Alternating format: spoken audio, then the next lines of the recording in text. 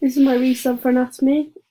I need to compare and contrast the 6 synovial joint. So I'm going to start off with the ball and socket joint. The ball and socket joint is a similar shape to the saddle joint, as they both have the 2 bones that meet at the joint that fit perfectly into one another. The ball and socket has a circular shape that fits into a sphere cavity, and the saddle joint has a convex and concave shape, where the 2 bones can move on top of one another in an oval motion. The fact that both of these joints have curved surfaces allows for many different movements. In terms of movements, they both offer adduction, abduction, flexion, and extension. The ball and socket also offers circumduction and rotation. This is because the circular shape allows a full circular movement and the saddle joint doesn't allow this. The ball and socket joint is a different shape to the gliding joint, as the gliding joint has bones that are cuboid shaped that move over one another. They don't have a cavity that one of the bones fits into to make up the joint, which is a big difference between these two. The shapes of these two means they don't offer any of the same movements. A gliding joint only offers inversion and eversion, whereas a ball and socket joint offers abduction, adduction, flexion, extension, circumduction, and rotation. The reason these two joints don't offer the same movement is because the gliding joint has a lot of little movements that contribute to one larger movement. This process wouldn't work for movements such as flexion and extension, as they are created in one big movement at the joint. The condyloid. The condyloid joint is similar to a saddle joint in terms of movement and structure. When it comes to structure, they both have 2 bones that fit into one another in an oval shape to allow movement in 2 directions. They both allow the same movements. As I said before, they allow movements in 2 directions. Firstly, up and down, which is extension and flexion, and the second movement is side to side, which is adduction and abduction. And because they allow these movements, it also allows for circumduction of both of these joints. The condyloid joint is different to the pivot joint because the pivot joint has a restricted structure in comparison to the condyloid joint, because there is a ring bone with a hole in it trapping the other bone. That means at this joint only turning movement is allowed because the bone can't actually move, whereas at the condyloid joint it is very free to move, and neither of the bones at this joint are largely restricted. These 2 joints don't offer any of the same movement, as their structures are so different. Condyloid joints offer flexion, extension, abduction, and adduction and circumduction compared to the pivot joint only offering pronation and supination. The hinge joint. The hinge joint is similar to the pivot joint. This is because the structure of both of these joints is restrictive to the movement types that can be found there. The trough shape of a hinge joint and ring shape of a pivot joint only allow movement in certain directions and physically restrict other movements. In terms of the actual movements they offer, these movements are very different, but the similarity is both of these joints only allow movements in one direction. The hinge joint only offers the movement of up and down, known as flexion and extension, whereas the pivot joint only offers a turning movement, known as pronation and supination. The hinge joint is different to a ball and socket joint because of freely movable ball and socket,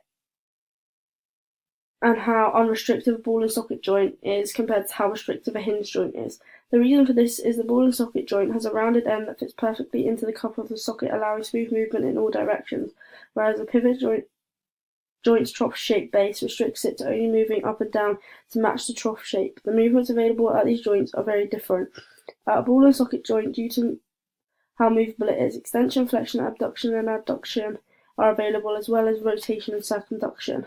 On the other hand, a pivot joint is restricted to only allowing flexion and extension. A saddle joint. As I stated before, saddle joints are similar to the ball and socket due to the bones fitting into one another and allowing movement in different directions, because the bones fit so well and they move easily across inside of one another. The saddle joint is different to the gliding joint, as the shape of the bones that create these 2 joints are different. For a saddle joint, the bones meet to form a convex and concave shape, so the bones need to have an oval shape to some extent, whereas a gliding joint is formed from cuboid bones. These differences in shape create different movements. Because of the movements available at a gliding joint are inversion and eversion, compared to a saddle joint, which allows adduction, abduction, flexion, and extension. Gliding joints. The similarity between the gliding joint and the condyloid joint is their structure allows them to play a role in the movement of the hand. The gliding joint is found in the carpals, allowing for movement of the fingers and knuckles, as lots of little bones pass over each other to create one larger movement, and the condyloid joint is found in the wrist and allows movement in 2 directions. Firstly, up and down, which is extension and flexion, and the second movement is side to side, which is adduction and adduction. These movements together allow for efficient movement of the hand, and if you only had one or the other, the hand would not be able to do its job properly.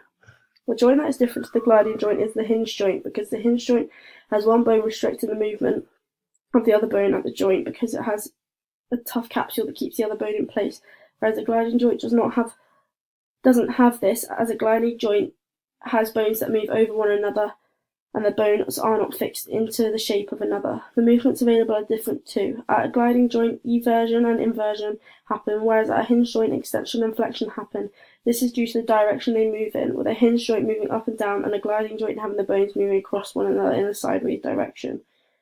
The pivot joint. A joint that is similar to the pivot joint is the hinge, as I've previously stated when discussing the hinge, as they both have restrictive structures only allowing certain movements in certain directions. A joint that is different to the pivot joint is the ball and socket joint.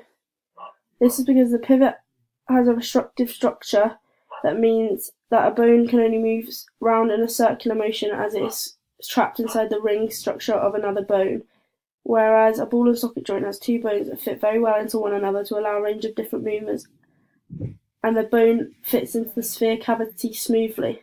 The movements available are also different. Our ball and socket joint, abduction, adduction, flexion, and extension are available, as well as circumduction and rotation, compared to only pronation and supination being available at the pivot joint because of its restrictive structure.